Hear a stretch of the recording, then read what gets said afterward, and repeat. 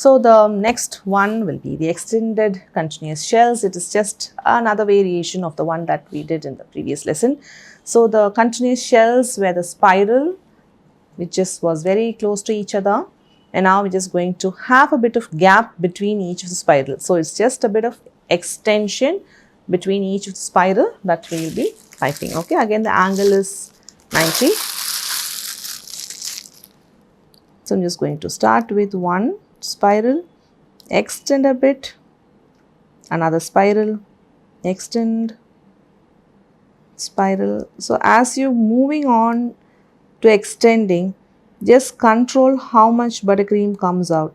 You need to have enough pressure, and if not, it's going to have a disconnect. Now is the gap between each of the spiral the same? So that is another thing that you need to watch through as you're doing.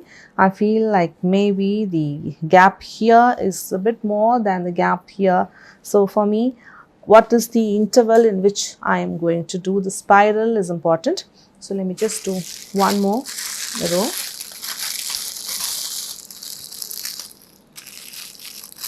So this is just to avoid the distraction. I'm just going to have it rolled up on my thumb. So first spiral, go all the way out there and then spiral out, and watch the gap between each of the spiral. Keep moving to the right, watch the gap, spiral out, and then stop. So now for you guys, you follow this, make one row, get it approved, and again once that is approved, get 3 rows done which looks exactly the same straight line. And once you have 3 rows approved, you are done with the extended continuous shells. Meet you in the next piping practice.